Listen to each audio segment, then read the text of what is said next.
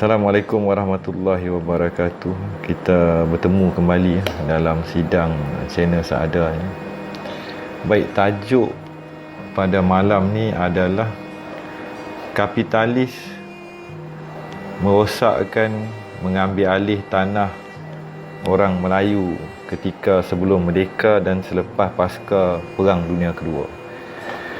Baik, kita mulakanlah isu orang kata apa, pengambil alihan tanah-tanah pribumi di tanah Melayu atau Melaya ni. Jadi kita mula pada babak yang kita kenali sebagai Ceti dan Alung, kan? Dan juga recession ataupun kemelut ekonomi selepas Perang Dunia Kedua. Dan bila British memperkenalkan kanun Akta Tanah Negara, negeri-negeri Selat, jadi kat sini kita mulakan dengan kisah tanah-tanah orang Melayu yang telah ditinggalkan dan mereka melarikan diri, ekoran berbagai jenis konflik sesama orang Melayu dan juga hentaman daripada British dan perang sesama kongsi gelap yang tak ramai orang cerita. Kongsi gelap ni pun dia ambil alih tanah orang Melayu, dia buat lombong. Mereka pun gangster zaman tu ketika orang kita dah pecah retak 1000, kita dah tak ada panglima, pendekar, semua lari masuk hutan. Tanah-tanah yang kaya dengan perak, timah dan segala mineral ni, koncu-koncu kongsi gelap dengan pengkhianat kita pergi hentam, kan. Jadi orang Melayu punya tanah digazetkan sebagai kanun tanah negara. Jadi British ambil cukai lah kepada pelombong-pelombong keluarga Cetia yang membuat duit era 1957, sebelum lagi ketika datangnya yang dikatakan kuli tadi. Kuli ataupun orang-orang yang kerja kat rubber estate tadi. Jadi kita tengoklah, kan. Kita tengok cerita sejarah peminjam wang ketika British, zaman British, keluarga Cetia ni, kan. Study of Cetia, keluarga Cetia, kita pinjam duit daripada Ceti, kan. Jadi kemelut ni kalau kita nak tengok, dia ada banyak timeline sejarah. Jadi kita tengok daripada sekarang dan kita pergi kepada belakang, lebih mudah macam tu, kan. Jadi sekarang ni apa jadi?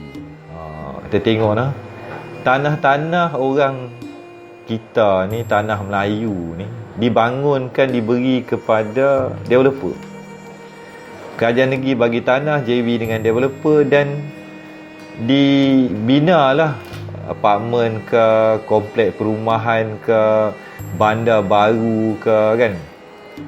Dan daripada harga tanah yang murah, diletakkan pembangunan, nilai di evaluate balik, harga naik tinggi. Maksud dia, tuan-tuan sidang pendengar, tanah tok nenek kita ni dah dibangunkan, harga naik melambung-lambung tinggi. Mampukah orang kita beli? Ini kalau kita tengok silap mata sistem kapitalis yang kalau saya kata blatantly outright yang merampas tanah kita dan pi pedajai dan zalim kat kita. Mereka pi ambil tanah kita, mereka pi bangunkan. Lepas tu mereka kata ni diskaun kepada pembeli Bumiputera. Mereka kata development punya fund. Kerajaan negeri seluruh tanah Melayu ni sampai sekarang lah, daripada utara sampai selatan, membina penempatan di atas tanah tok nenek kita. Harga naik barang melambung 100 juta ni, rumah 2-3 juta, 500 ribu, 700 ribu, 1.3 million. Orang kita mampu lah.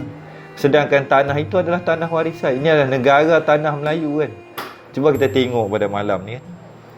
Macam mana kita seolah-olah terlepas pandang. Pembangunan ibarat cendawan tumbuh daripada zaman Tun Mahathir. Macam mana orang kita nak compete? Macam mana orang kita nak membeli? Kalau kita beli pun kita hutang bayar 3-4 ribu. Kita nak ambil rumah kedai pun dekat setengah juta, 700 ribu. 3 tingkat lagi lah.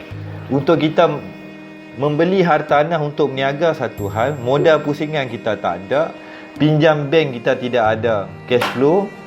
Bukankah ini satu kes pedajai? Bahasa kasar lah sidang pada malam ni, kan.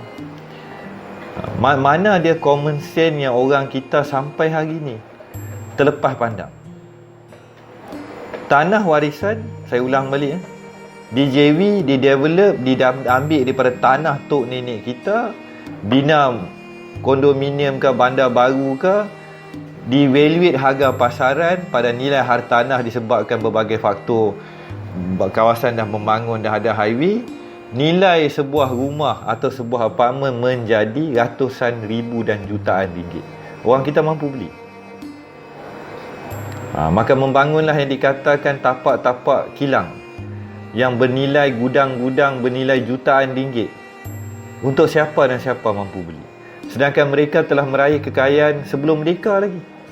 Sistem cetinya, sistem alungnya, sistem bank yang berteraskan kepada kartel-kartel dan kongsi-kongsi gelap yang telah membina rantaian dan rangkaian bank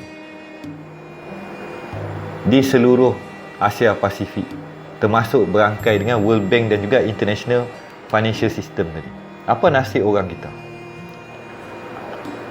Seolah-olah kita kata ini sistem kapitalis demokrasi yang kita terpaksa terima.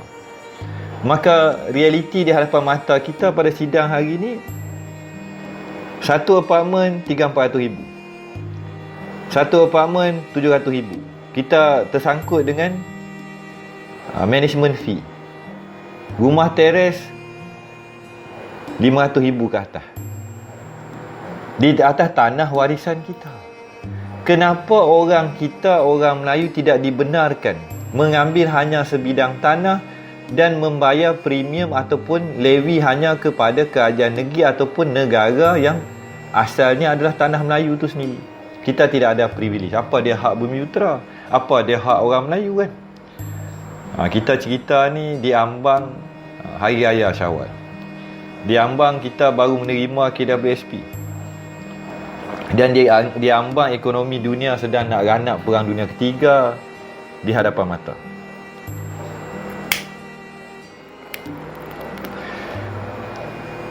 Kalau kita lihat balik perjuangan mana-mana persatuan NGO ke parti politik Melayu, benda ni mereka open table tak? Kalau kita tengok MARA tu sendiri, kenapa tidak ada Melayu maju punya kedai? Yang ada Ali maju, Ahmad maju. Kedai-kedai corner lot tak mampukah MARA beli?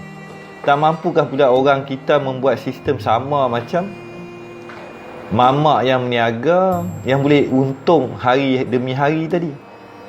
Dan yang paling kelakar, kedai makan orang kita pun sekarang ni dah pupus lah. Yang ada kartel daripada Siam, yang membuka kedai tom yam, pekerja asing. Dan juga ni lagi pening kan, kedai-kedai runcit dan juga rokok-rokok haram. Ni kedai runcit Aceh ni biasa terlibat dengan rokok haram kan? Bukan orang kita. Kalau kita tengok daripada segala sudut tadi tu, apa dia nilai kapitalis, komplot residen dengan yang dikatakan kita merdeka sampai hari ini? Bukannya merdeka, saya kata bermulanya penekanan, pengurungan, perampasan tanah dan ni lagi beratlah perkataan, memiskinkan memiskinkan orang Melayu sendiri. Pengetua-pengetua kita, ketua-ketua kita, bangsa awan, bangsa kayangan tetap kaya raya. Kaya raya daripada segala sudut. Mereka boleh pinjam bank, tak payah bayar balik. Mereka boleh pinjam bank tanpa kolateral. Kerana apa? Kerana mereka ada kain kuning. Kita orang Melayu ada ketua kain kuning, tapi kita kain apa? Kain hitam, kain putih, bendera kalah. Yang telah berlaku ketika PKP dan COVID tadi. Ini realiti. Dan masalah alung di kalangan orang kita. Mana alung Melayu yang bisa memberi pinjaman tanpa interest? Ada wujud sejak merdeka? Tidak ada. Sedangkan bangsa awan politikus Melayu, kalau kita tengok balik kisah mereka, duit bilion, ada yang sampai trilion. Adakah Mahathir bisa membuka alung Melayu? Daim Zainuddin bisa membuka alung Melayu bagi duit tak ada interest? paling tidak kita nak pinjam 1,000, 2,000, tak payah bayarlah hang Melayu peribumi, bayar sikit-sikit sudahlah kan. Saya orang tua nak berapa duit kan, tu cakap Mahathir dia ada. Tidak ada kan. Yang ada Along, Abang Long, lepas tu kita kena kejar. Dan yang terbaru, semalam saya ada borak dengan seorang peniaga orang Melayu. Dia kata rumah dia nak kena tarik, kereta dia dah kena tarik ketika PKP. Itu orang kita. Orang kita bawa kereta, moratorium tidak boleh lanjutkan, kena tahan, samsing jalanan, pi rampas kereta. Pi bayar dekat bank, kena bayar 300-400 ringgit upah samsing tarik kereta.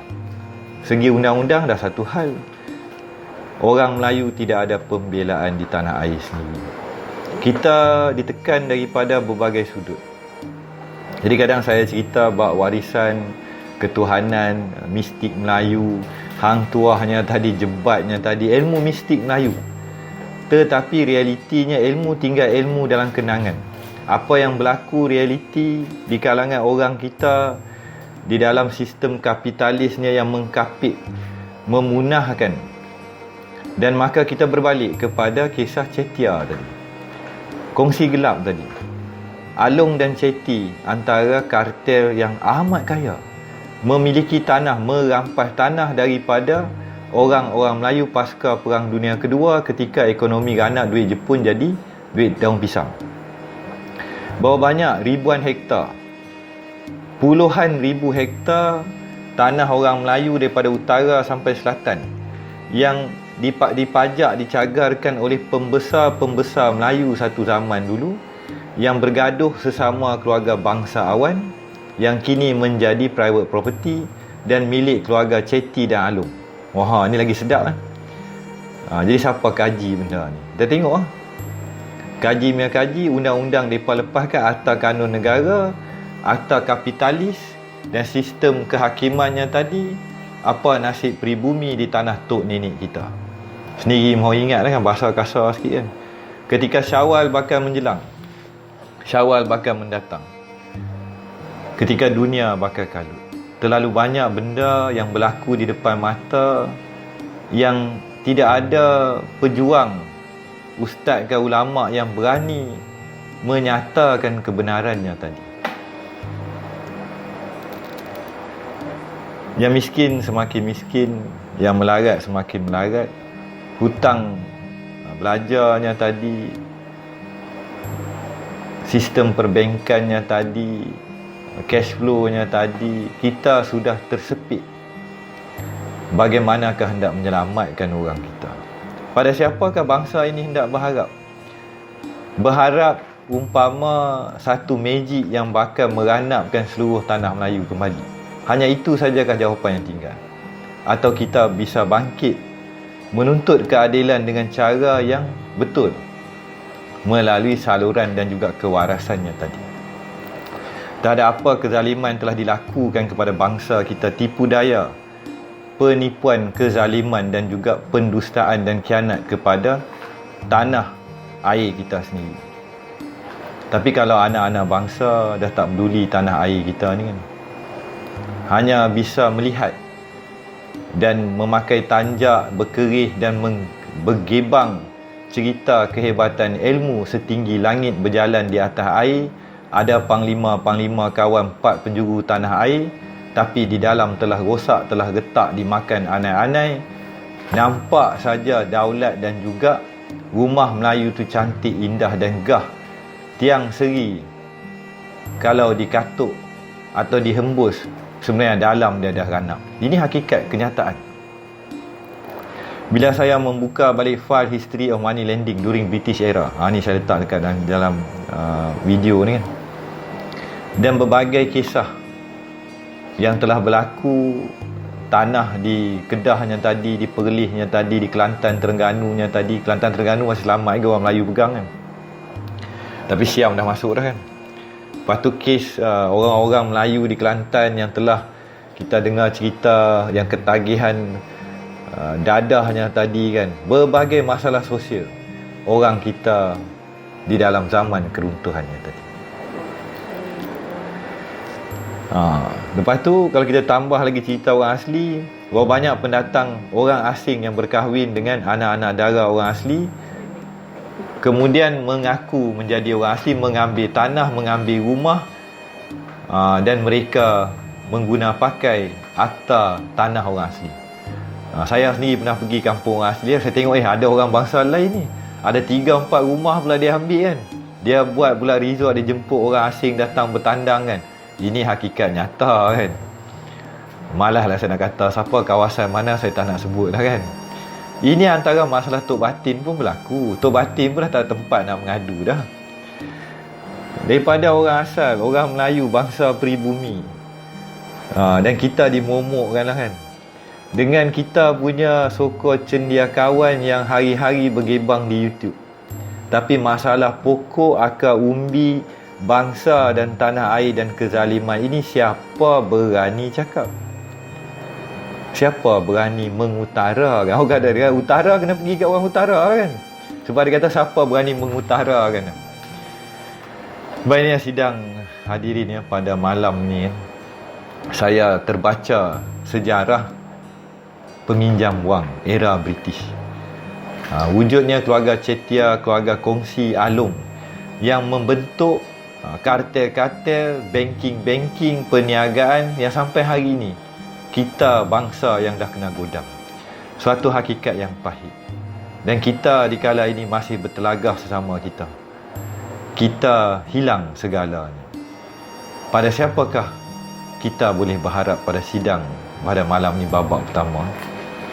Kapitalis telah meraja, demokrasi telah meraja, diraja kan. Kuasa ada istiadat dah hilang gaib. Kubur-kubur pun dah dijadikan kawasan komersial pada setengah tempatnya. Kalau saya cerita lagi benda pelik, ada juga relik daripada kubur yang mereka nak buat kondo tu, mereka orang tak boleh pegang, bagi kat saya tu lagi pelik kan. Dah tak ada nilai dah relik-relik bangsa kita, orang kita. Sangat sedih. Jadi kita bakal bersambung. Jadi sidang hadirin, di samping kita berpuasa menjiwai orang miskin tak cukup makan, menjiwai fakir miskin, tapi sedarkah kita fakir miskin itu semakin ramai akhirnya di hari yang bakal mendatang? Siapakah yang bisa diharapkan? Dan adakah bila kita telah meninggal dan dijemput kembali, kita akan dipandang oleh anak cucu kita sebagai orang yang berdiam diri, yang tidak ada semangat, dan lebih duka cita andai kita dikatakan pengecutnya itu. Kita bakal bersambung. Ini babak sejarah bagi jebon-jebon spy dan juga SB-SB yang mendengar video ni kan. Salahkah saya membawa dan mengeluarkan fakta akan sejarah tok nenek saya? Kebenaran itu ada di hadapan mata. Semua akan terpali akhirnya. Kita akan dipersoalkan. Dan soalan akan wujud, tangisan dan juga perli daripada warisan kita akan berkumandang. Dan dikala itu kita adalah di bawah kuburnya tadi. Dan silap hari bulan kubur kita pun tidak dapat bertahan. Kita dah mati pun tidak ada keamanan di pusara kita. Suatu hakikat yang pedih di dalam kita mengkaji sejarahnya tadi. Kita bakal bertemu kembali. Wabillahi taufiq wa hidayah. Assalamualaikum warahmatullahi wabarakatuh.